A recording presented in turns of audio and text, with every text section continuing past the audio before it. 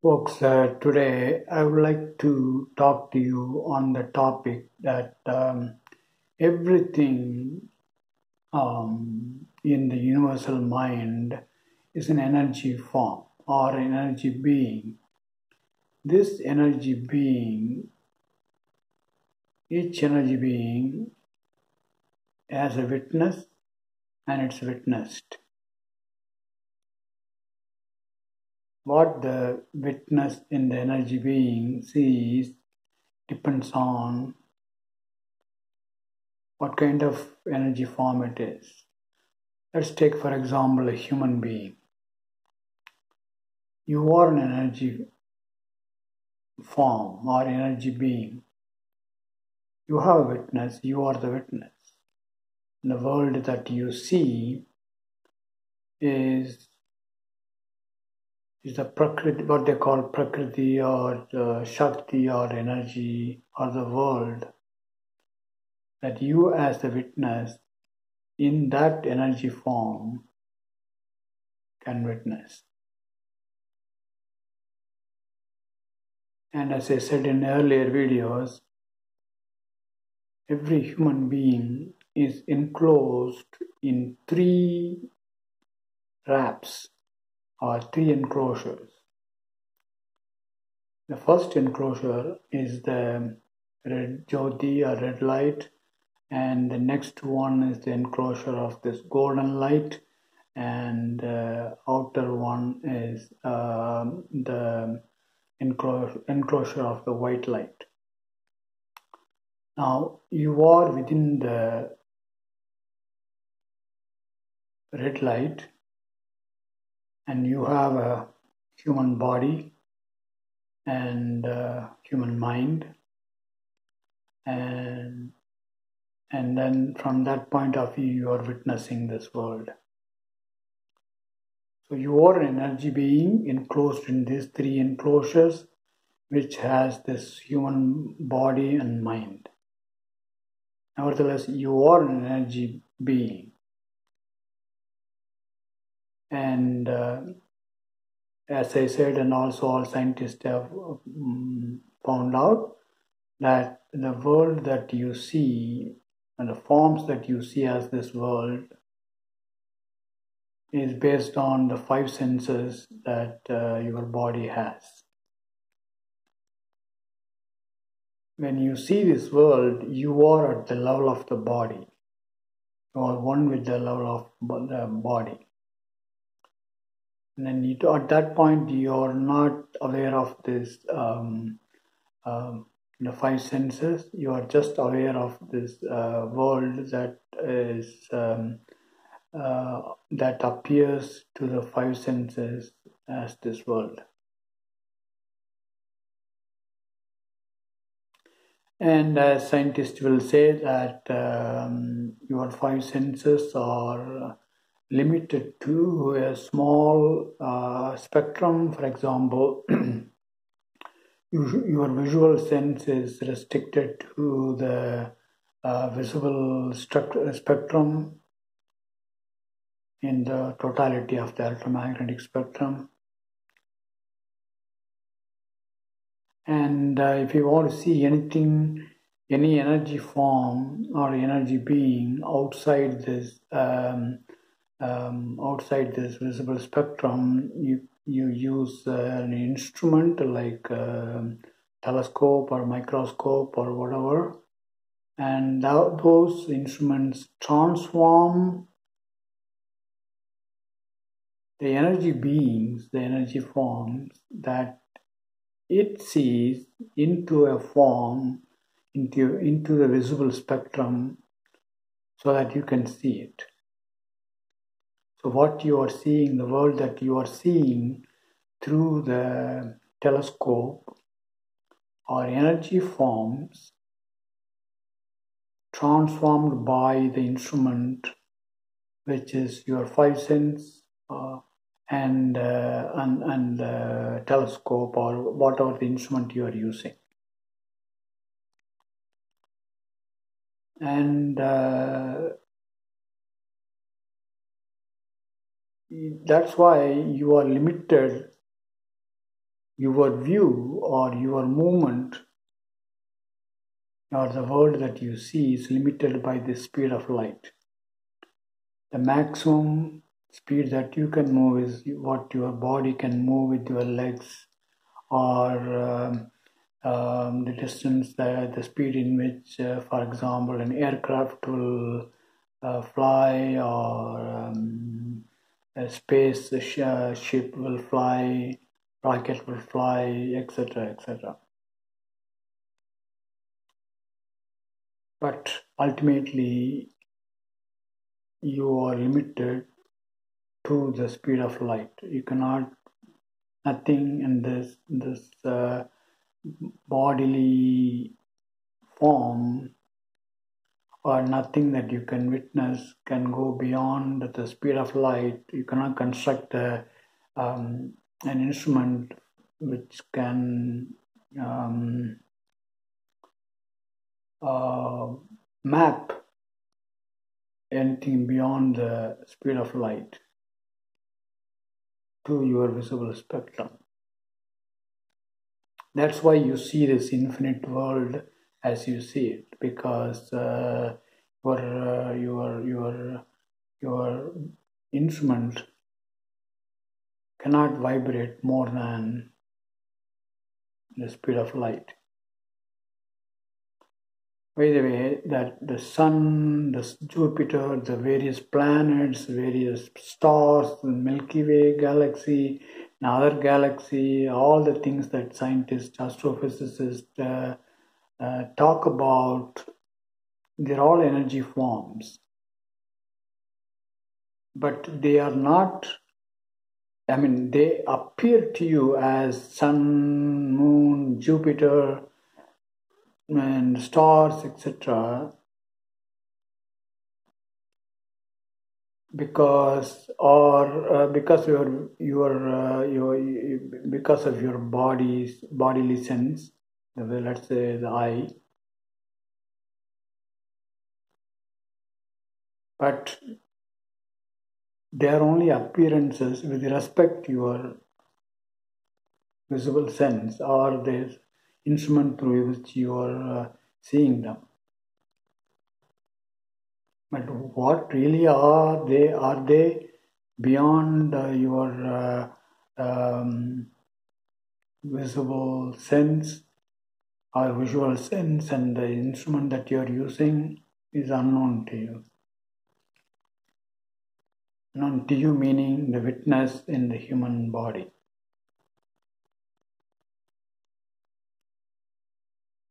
And so, as you all know, that sun emits certain energy, and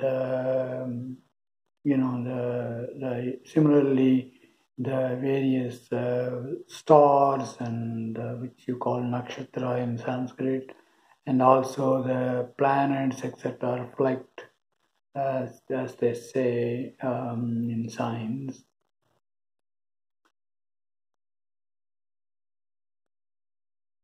But they're all energy beings. They all have effects on the human body, human mind, etc. That is the basis of this Vedic astrology that I've been talking about. Some ancient rishis like Parashara and Gemini have experienced the effect of those energies on the human mind and the body, and documented some slokas or some rules and statements. That's a different topic. But the fact is that it is the world that you see through your body, and the instrument that you can construct. Now, similarly, you can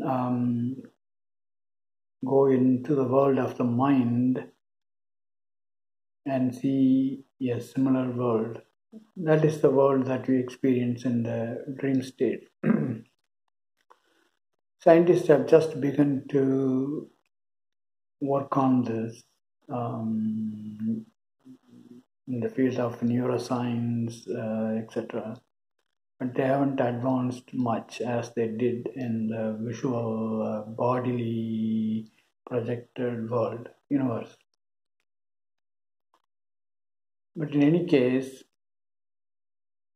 all these things are with respect to the witness, enclosed in this um, body and the mind.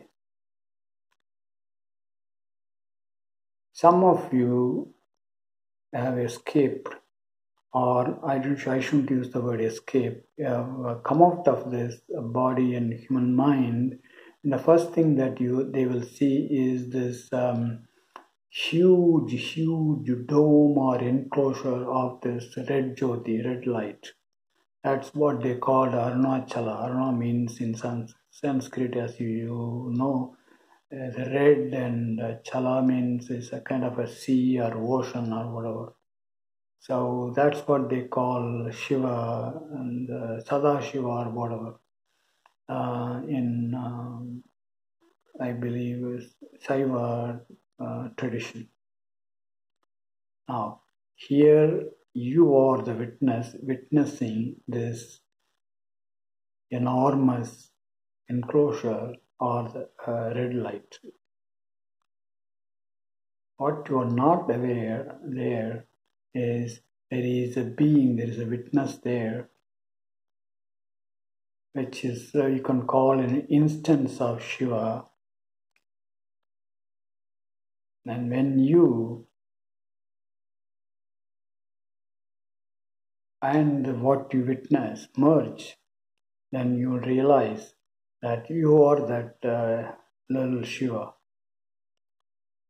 But within this dome of Jyoti, red Jyoti, you are not restricted, your movement is not restricted by your body. You don't have a body there, the human body. You don't have to walk to move in this Red Sea. You are a high frequency being compared to the body frequency or mind frequency. But however much you move, you will only see this red jyoti or light. And then when you have realized that what you see in front of you is you, then as I said in my second video or so, that you will come out of that enclosure. Till then, as long as you are remaining within that red dome or red sea, for you to look like an infinite world of red light. It will appear to be very huge. But when you come out of that, the next enclosure is this wonderful, beautiful, joyful, golden light. Most of you will forget. Your being that your witness will just disappear, and you will no longer be able to see anything. And then when you wake up, you will just have a normal human body and human mind, because that joy is so powerful, something that you have never experienced in human life, except those people who have temporarily went into the dying process, the death process, and came out, and then they report that there is something, some light which is so beautiful, joyful, with motherly like love, etc., etc. But if you are still not mesmerized and disappear by this beautiful golden light, again it's an infinite sea or infinite dome, just like the red one. and you are still higher level being, higher level frequency being, higher than that one inside the red dome, red jyoti, red sea. Here is where you will experience the extraordinary love and extraordinary joy. Then, when you again, as I said in the case of the red sea, when you when you understand or when you merge with that um, golden sea or golden dome, the witness that is you, and the witnessed that is this golden dome merge. You come out of that wrap. Then next thing you will see this sea of white light. There also you are an energy being, and there is a witness, and there is a witnessed, and this is where you will experience the fact. In fact, either there'll be a voice or there is a feeling inside you which says that you are a son of that, or you are the ray which has come from that white light. This is what Jesus experienced when he said, when he merged with that white light, he said that I myself and my Father are one and the same. As a witness inside this enormous white sea is what Hindus call Atma or Atman, and the sea of white light is Paramatman. But you are still an energy being. As I said, every energy being, there is a witness and witnessed. And the witnessed here is this white sea or white dome of light, and you are the witness inside. Most of the folks will merge with that white light, and that's the end. That will be the end of their experience. They cannot go beyond that. Almost everybody, every human being, because they are so overwhelmed and they are so satisfied by realizing that they found the source from which they came from. Their inner, the witness will think that that will be the end, and they will come out of that experience, Turiya state experience, back to the normal body and mind consciousness. But somehow the ancient rishis have gone beyond that. And the first thing that they will see is this thing called Maheshwara with the three lights, or you can call Shiva with the three eyes. That is what they are seeing is an energy form.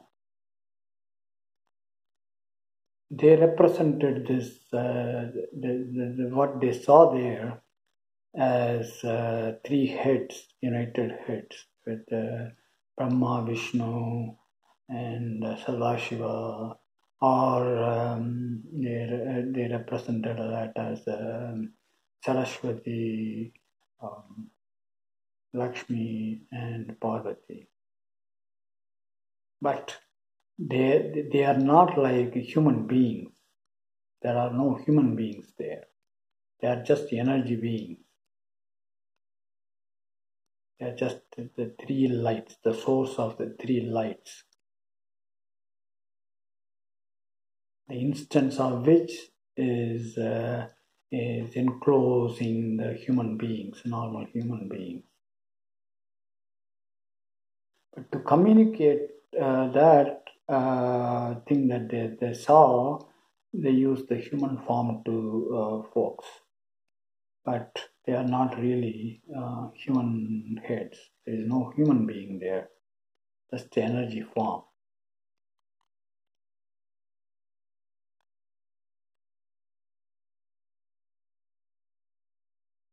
Those rishis, some rishis, ancient rishis, have gone beyond that and found the Adi Shiva and Adi Shakti.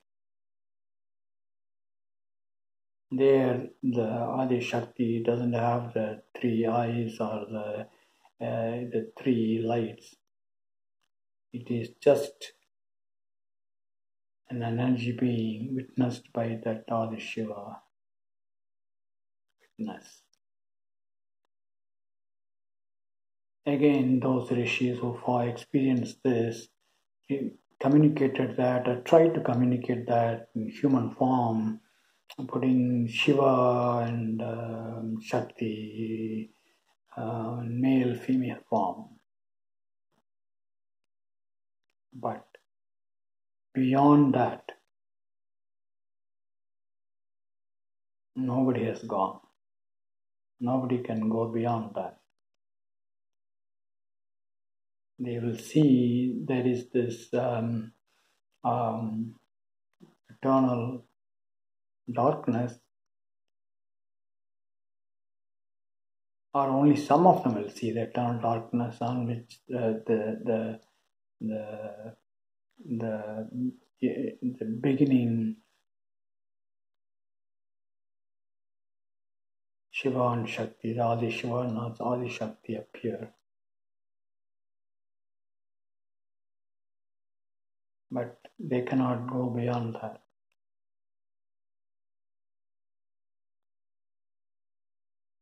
Beyond that is the eternal mind, the universal mind, eternal one.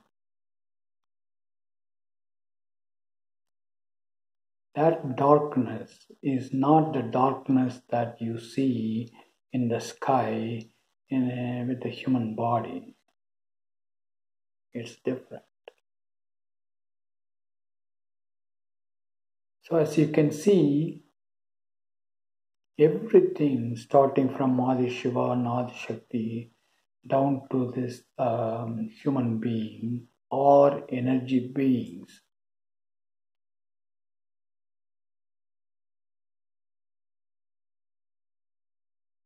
of different frequency.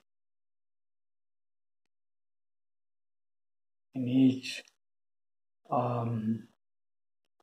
being, there is a witness and witnessed. The initial first being, the witness is what is called Adi Shiva, and the witnessed is called Adi Shakti. And in the human being, normal human being, you are the witness, and the world that you see is the witness. But you are an energy being. So you can see a coherent picture of this whole creation. Everything is an energy being with a witness and witnessed together.